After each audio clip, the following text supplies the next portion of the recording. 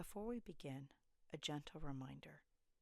This episode includes themes of coercive control and emotional abuse, including control during pregnancy and early motherhood.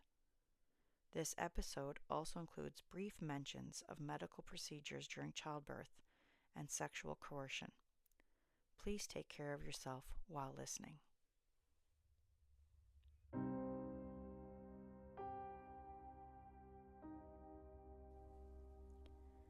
Hi, and welcome to episode 15 of After the Quiet.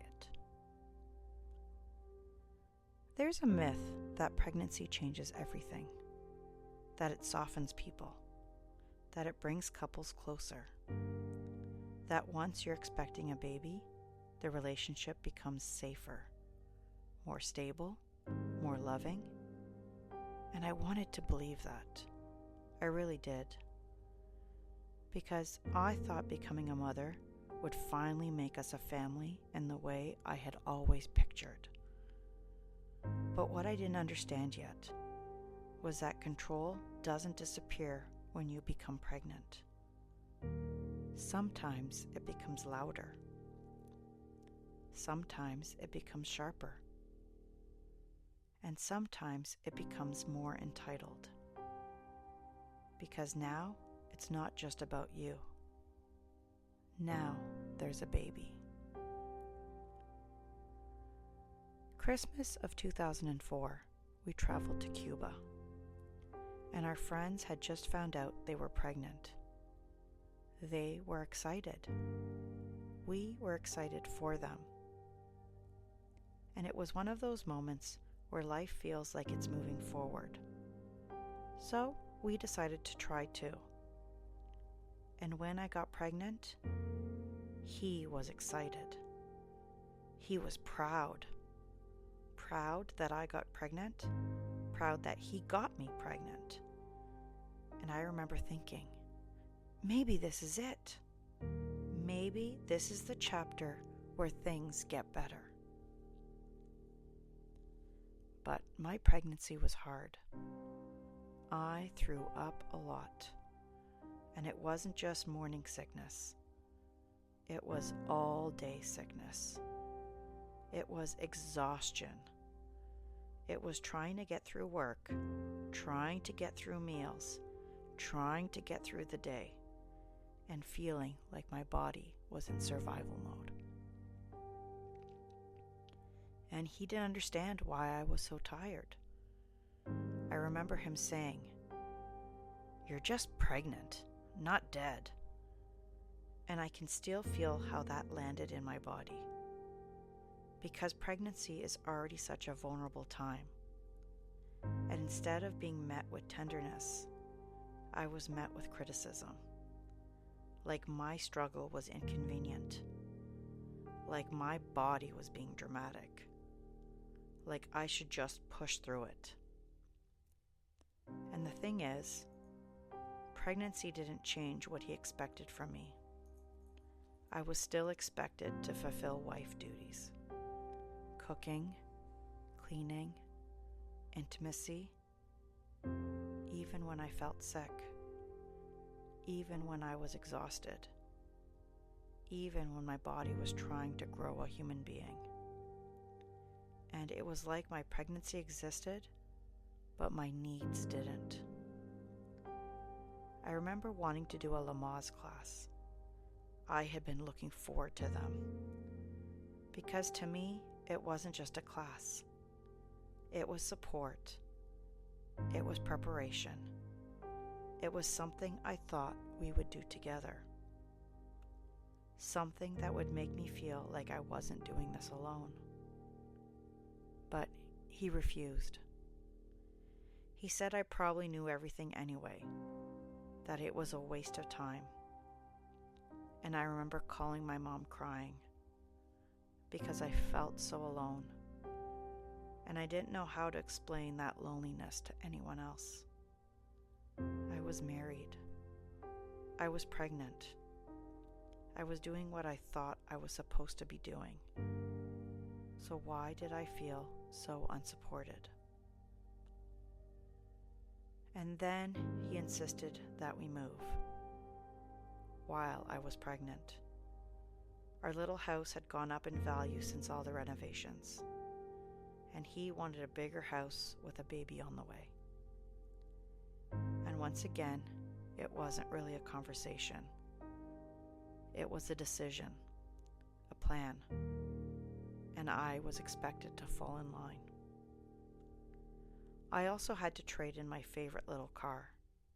I loved that car, but he insisted I needed an SUV. He insisted I needed a newer car. And I remember feeling like I was losing pieces of myself in the name of what makes sense. Like practicality was always being used as a reason to take something away, even if it mattered to me. The day I went into labor, we were at my parents' house. And at first, my contractions weren't really picking up. So I suggested we just go home. But before leaving, I went to the bathroom. And there was blood. And I got so scared. It was my first pregnancy. I didn't know what I was supposed to feel. I didn't know what was normal. I didn't know what was dangerous. So I called the hospital, and they told me to come in to get checked. And I will never forget the car ride to the hospital, because the entire drive, he berated me. He was angry that he had to drive all the way there. He kept saying that I better be in labor, that I better be having a baby. And I remember sitting there thinking, how can someone be angry at you for being scared? How can someone make you feel like a burden while you're trying to bring their child into the world? My labor and delivery weren't simple. I had an episiotomy. I needed stitches.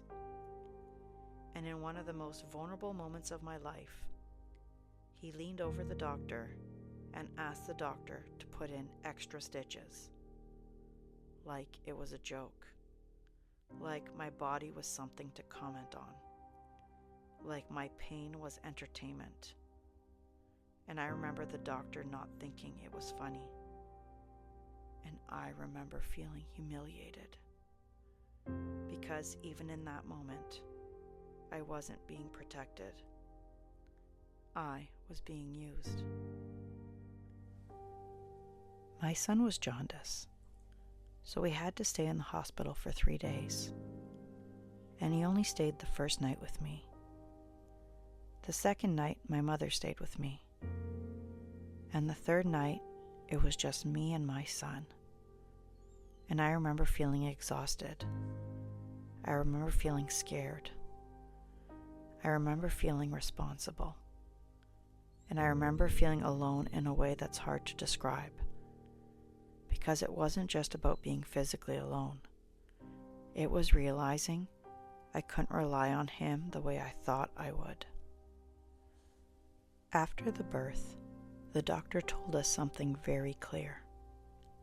We were to refrain from sexual intercourse for 6 weeks while my body healed. 6 weeks. A normal medical recommendation.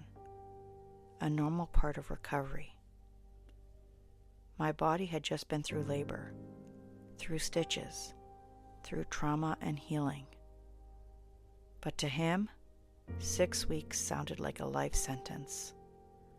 And I remember feeling stunned, because I didn't understand how someone could hear your wife needs to heal and only think about themselves. I was told that if I didn't pleasure him, he would have to go elsewhere. And the fear that created in me was immediate.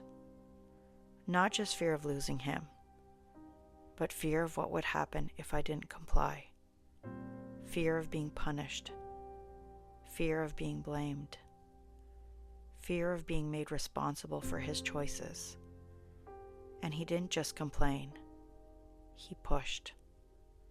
He tried before the 6 weeks was up, and it was just so painful that I made him stop. And I remember lying there thinking, my body is telling the truth. My body is screaming no. And still, I'm the one who feels guilty. Still, I'm the one who feels like I'm failing. Still, I'm the one trying to keep the peace, even while healing. After having our son, I was very protective of my baby. I always wanted to be around him. He would help in small ways. He would change the first diaper in the morning before he went to work. But during the night, the rule was clear. The baby and I were not to wake him, because he had work in the morning. And I was breastfeeding, so I did all the feedings. I did the nights. I did the exhaustion. I did the constant awareness. And I told myself, this is just what motherhood is. Things were calmer that year, and I want to say that honestly. They were calmer because I was home and on maternity leave. I had more time to cook meals, more time to clean, more time to keep things running smoothly. And when you're living in control, calm often means you're meeting every expectation. Not that you're safe, not that you're supported, just that you're keeping the peace. My mom continued being my number one supporter. She came over to help me prep meals. She would come with my dad just to see the baby and spend time with us during the day. And looking back, I realize how much she carried me through that time. Not by fixing everything, but by showing up, by being steady, by making sure I wasn't alone. There's something I didn't want to admit back then. I didn't feel like I was starting a family. I felt like I was trying to survive a family. I was trying to keep everyone okay. Trying to keep him calm, trying to keep my baby safe, trying to keep myself functioning. And I didn't realize it then, but motherhood didn't set me free. It tied me tighter to the life I was already struggling to breathe in. If you're listening and pregnancy felt lonely, if you're criticized instead of supported, if your body was treated like an inconvenience, if you felt pressure to keep performing while you were exhausted, I want you to know you are not weak. You are not dramatic. You were carrying more than a baby. You were carrying the weight of someone else's control. Thank you for listening. Thank you for holding this story with care. This is After the Quiet. Please subscribe to this podcast so you can get updates when new episodes are being released. Please join us on Instagram at after.the.quiet. If you need support, please reach out to someone you trust or a local support service. You are not weak for needing help.